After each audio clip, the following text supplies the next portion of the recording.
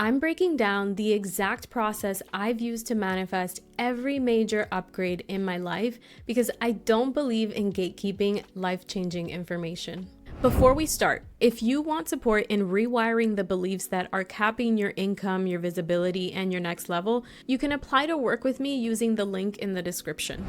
There's a pattern I've used to create everything I have asked for in my life, including a few like my first six-figure salary, even though I wasn't qualified on paper for the role, my dream partner who proposed to me in Santorini, Greece with fireworks and everything overlooking the Aegean Sea. He's now my husband and also my biggest supporter. And I also manifested my dream South Beach apartment, even when I couldn't technically afford it, but somehow the landlord felt that I would be a much better tenant than all of the other applicants, and he brought down the price for me. And there's so much more that I can recount. I teach this same repeatable process to my clients, and when they combine this process with the subconscious reprogramming, the neuroscience-backed modalities, and nervous system work, their results stop feeling random or like it was a one-time lucky break, and their results start feeling inevitable and intentional. Manifestation doesn't happen just because you want something. It happens because your identity shifts faster than your circumstances. I grew up in a Latin household where scarcity and generational trauma didn't exactly welcome the concept of manifestation. Over time, as I dove into personal development and got curious about what beliefs were shaping my reality, I began to realize and understand the mechanics of manifestation. I began to understand how I could change my circumstances, and I began to understand how I could influence my desired outcomes. As I got curious about how certain miracles unfolded in my life, I noticed a pattern, and one day I decided to take audit of that pattern and create a repeatable process. If it worked this many times, I could certainly use it to create many more miracles in the future. Please note that this is the process that works for me, but you can take it and mold it to your specific way of manifesting. Here's my intention. I want to share this so that I can help demystify manifestation for those who need a more practical and logical approach that they can grasp and get behind. I'll walk you step by step so you can take this process and apply it to your life however it feels good to you. The first step is deciding. Everything starts with a decision. A decision is a commitment, not a wish. Before anything in your external world shifts, you have to decide from within. Decision is you telling your subconscious and the universe, I'm not trying, I'm claiming. Before I had so many of the blessings and manifestations I now have, I didn't know how it would happen. I just decided. I just held that decision like the outcome was already done. Decision calibrates you into certainty without necessarily needing all of the proof. So this first moment is everything. Most people never receive what they want because they never actually decide. You see, they'll flirt with the idea, but they don't actually commit to it. Once you decide, something shifts inside of you. Your mind starts to search for possibility of all the ways that the thing that you want can actually come to you. And that shift leads directly into the next step. Step 2 is feel it first. Once the decision is made, the body needs to feel where your mind is going. Your body has to tap into what it would feel like to already have what you want. Before I manifested the role that paid me my first six figures, I would imagine what it would feel like to wake up knowing that I had more than enough money in my bank account than I knew what to do with in that season of life. Because at that season, that would have been the biggest salary jump I've ever experienced. I mentally rehearsed how I would purchase lavish Christmas gifts for my loved ones with joy and gratitude coursing through my body. I'd picture feeling myself proud and excited for this big accomplishment and seeing my savings growing faster than I'd ever experienced ever before. Feeling the feelings trains your mind and body to recognize that desire as familiar and achievable. You see, the mistake that most people do is that they wait until something happens to let themselves feel proud, relieved, calm, excited, and that's backwards. You have to feel it first, then life will mirror it to you. Because if you pull back for a second, a major part of why you want what you want is because of the feeling that you think it will elicit within you. You don't have to wait until you have those things. You can feel those feelings right now. Feeling it first makes your desire familiar, which is what leads to preparation. You don't prepare for things that feel impossible. You prepare for what you already believe is coming. And this is where step 3 comes in, preparing for your opportunity. This is where you clear space for what you decide is already yours. This is where the external world starts moving with you. Preparation is action rooted in expectation, not desperation. There's a quote that I love so much and really captures the essence of this step. Luck is when preparation meets opportunity. I know that when I'm intentionally manifesting something, I ask myself, what would I have done to be ready for this opportunity? Another favorite question of mine that I ask myself, and I also ask my clients to widen their perspective from a bird's eye view, is if my manifestation or the opportunity I'm calling in dropped in on my lap tomorrow, would I be ready for it? I love this question because it reminds me of the power I already hold to make my dreams a reality, and it lets me get honest with myself about whatever work I need to be doing to get ready for it. Often we want something, but we're not ready for it, whether from a skill perspective, mentally, energetically, or even in our physical environment. Think about the things you're calling in for a second. Perhaps a speaking opportunity, more clients, a viral post that reaches millions with your message. Would you be ready mentally and energetically? Do you have the resources and systems in place to sustain and scale once the opportunity actually unfolds for you? What if it happens tomorrow? What would you be doing then? Preparation signals readiness, and readiness then exposes everything that stands in the way, which brings you to the part that most people try to skip. Step 4. We regulate and release. As soon as you begin to prepare for the opportunities, old beliefs and fears will start to rise. Not because you're doing something wrong or your goal is not meant for you, but because your system is trying to keep you safe. Your goal is new and completely outside of familiar territory. As soon as you begin to prepare for the opportunities, old beliefs and fears will start to rise. It's inevitable.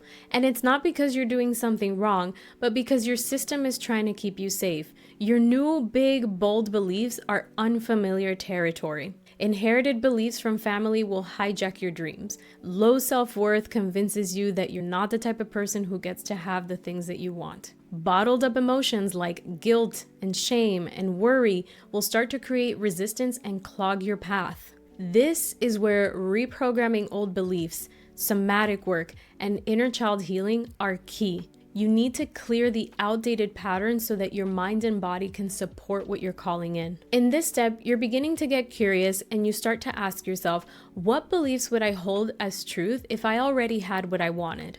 And what beliefs do I currently hold that don't support having this manifestation? If you're calling in opportunities like having more wealth and visibility, then you can't hold a belief that also says people who are famous and wealthy are self-absorbed and greedy. Your subconscious mind will repel the desires that don't align with your existing beliefs. And that's why you feel resistance anytime you try to take action, because there's likely some internal conflict creating that resistance. Releasing becomes the bridge that makes taking aligned action feel intuitive instead of forced.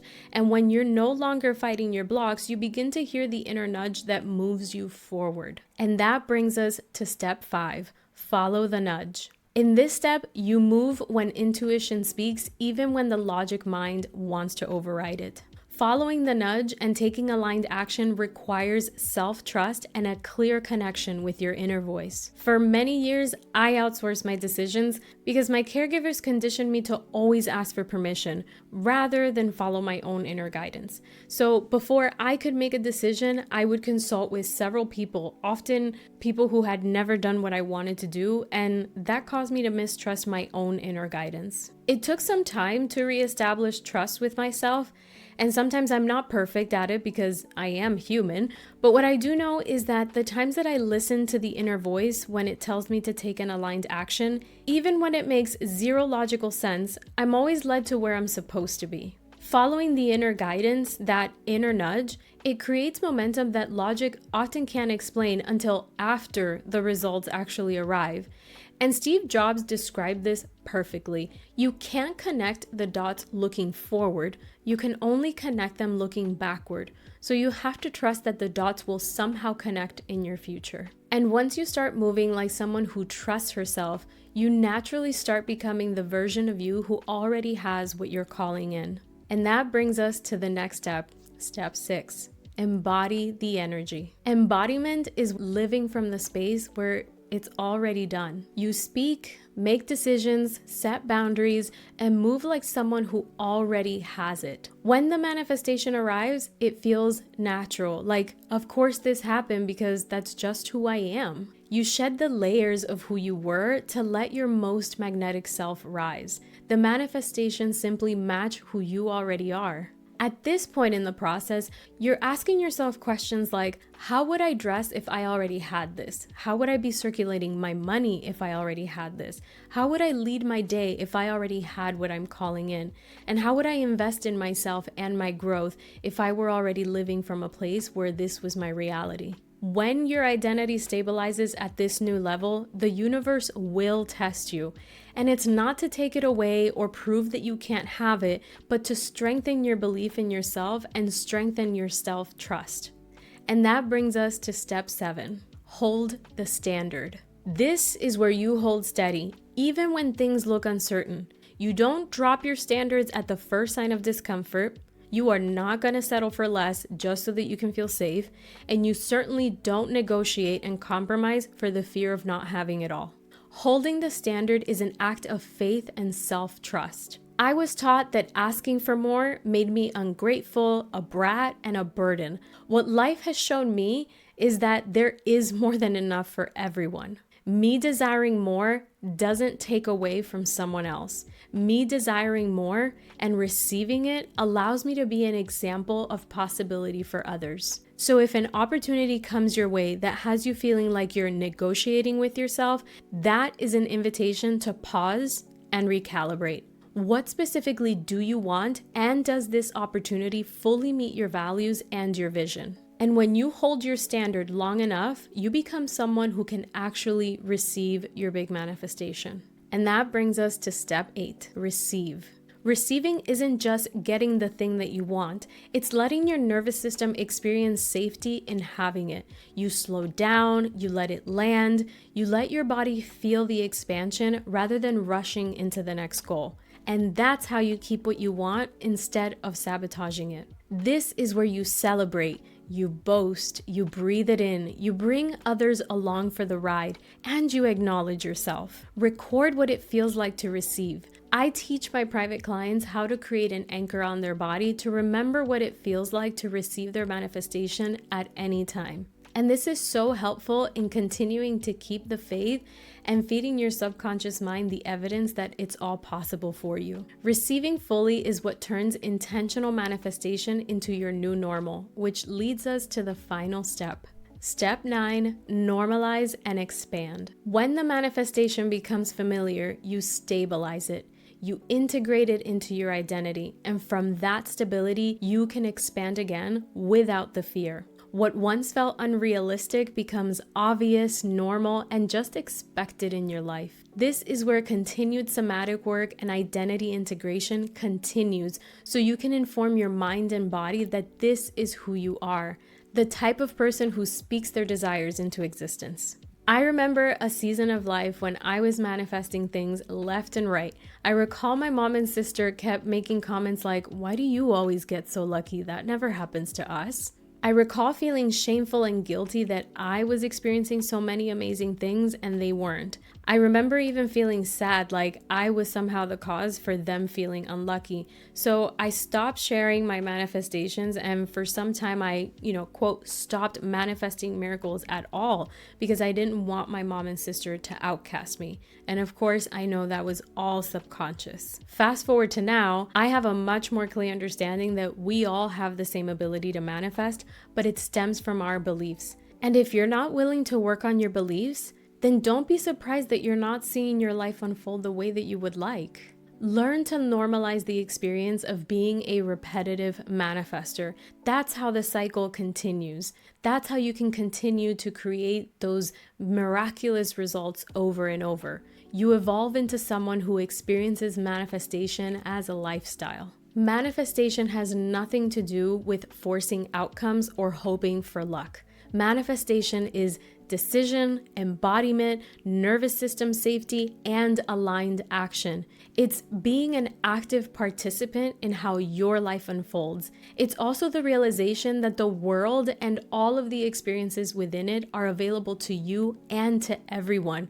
It's like a cosmic Costco, where you simply look at what's available and take whatever you desire. There's more than enough stock for everyone. You simply have to decide what you want from all of the amazing experiences the world has to offer you. When you follow these 9 steps, you become intentional about what you want. You become the version of you who moves forward with confidence and willingness to do the work.